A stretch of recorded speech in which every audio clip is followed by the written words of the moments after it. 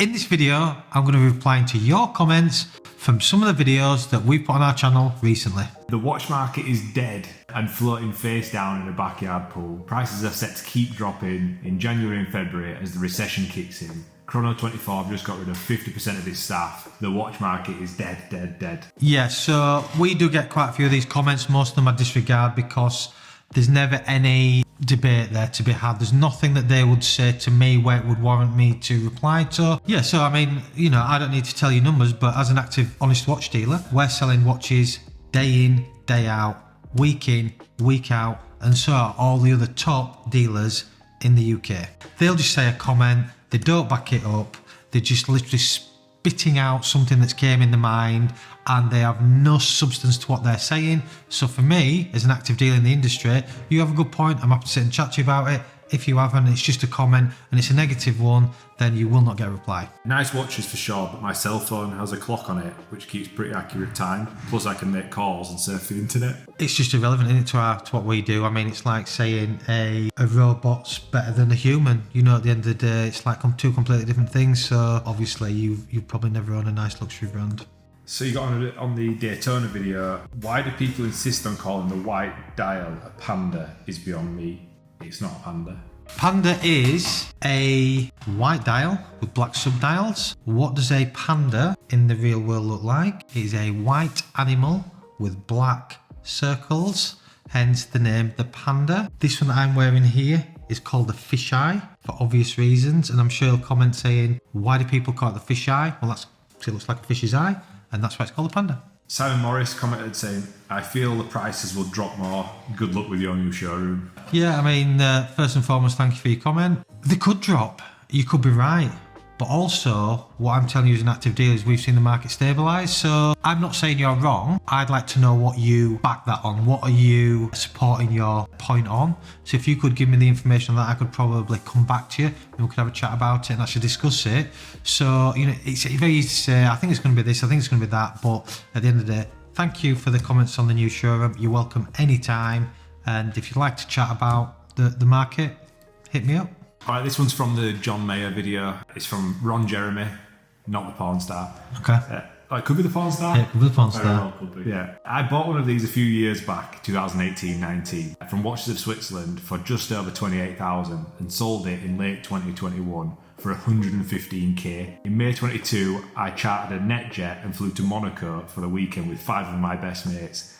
We blew the lot on, amongst other things, several dozen bottles of Cristal champagne and many high-class Russian prostitutes. It's a genuinely lovely watch, but I know which one I look back on with most fondness when I'm kicking around in my nursing home 50 years from now. I mean, that is a great comment first and foremost, Ron. I did reply to you. It's definitely a true story. I believe everything that you've said there. The price is right that you paid, the price it reached is right. I'm sure you've got some very loyal friends. I'm sure you've got more friends that want to be friends after this video. Yeah, it definitely sounds like a hangover to me. I wish I would have been there. And I think I did comment, and I think you replied saying that you are going to invite me on the next one if the Platinum Daytona gets discontinued. News just in, the Platinum Daytona has just been discontinued. I understand the Rolex guarantee is to be 5 years, so why would a watch less than 5 years need servicing? In addition, I've heard that 10 years is the norm for Rolex watches, which only have the basic complications compared to some other brands. Yeah, so a modern Rolex is 8 to 10 years for service. The older models, they recommend every 3 or 4 years. So depending on the age, that is the recommended service intervals. Also, it also depends on how long you wear it, how often you wear it, and are you wearing down the parts, and obviously does it need servicing more regular for that reason. Right, this was from George on the do not service your Rolex until you've watched this video. Oh yeah. He said, hey Charlie, what if your watch is brand new 2022, bought from the grey market, and you took it to a watchmaker and they opened the case back? My fault for doing it. And they touched the rotator without gloves. Again, brackets, inexperienced watchmaker for doing that. They should have told me to not open and run a different test. Should I send it back to Rolex Service Centre for peace of mind to do an authentication check, plus see if the watch's accuracy is fine? At this point, if the watchmaker I took it to opened the case back and touched the movement, I'm not confident she did a valid authentication check. Yeah, I mean, you kind of answered your own question there, really. So you sent it to somebody who's obviously not qualified. First mistake. They have opened the case back. Second mistake. Why is that mistake? They have invalidated you the warranty on your watch. If they are not Rolex accredited watchmakers, they have invalidated the warranty. Full stop. That is it. You have a problem with your watch. You send it to Rolex for repair or whatever's gone wrong within that 5-year warranty period. They will not touch it. They'll know the case back's been opened and you will not be able to use the warranty. Third most, I think you said that they'd touched part of the movement with their thumb or what have you. Well, again, it reverts back to the first question. You know, you've chose your watchmaker incorrectly. Where were they recommended from? Where did you find them? Who recommended them? All these sorts of things. So if you were looking to get a cheap authenticity check, then certainly that's what you've obviously received. And like you say, you can't guarantee it's authentic because they've done the job incorrectly. How can you know that they've confirmed that that is an authentic watch?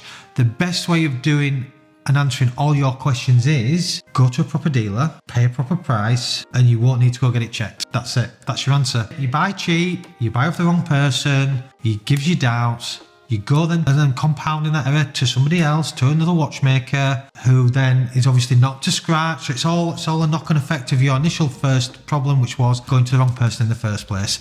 So my answer to all that question is, you know the answer, it's invalidated the warranty, choose your dealer better, and you will not have any of these problems. So on the last market update video, you had a comment that says, "What are you talking about?" Rolex have already confirmed that these pre-owned watches may not be serviced, so the watch will cost grands more and it may not even have a service. That's quite a confusing question, really. So he's kind of said that they're not servicing them, but they are actually servicing them. That's the whole point of it. So I think what he's trying to say is the Rolex servicing thing, that is part and parcel of their certified pre-owned, the CPO, is they are actually servicing it and putting 2 years on it. That's their USP. That's where they're going to charge 20-30% more than what we would charge as independent dealers. But also with that, so you do get a 2-year service warranty, but the downside is you don't even get a box. So it actually says in the adverts, you don't even get a box. So there's no Rolex box, there's no, like you would buy from us or anybody else. You actually just get the watch at an inflated price, less some of the actual bits that come with it, for the sake of a 2-year warranty that's probably not needed anyway.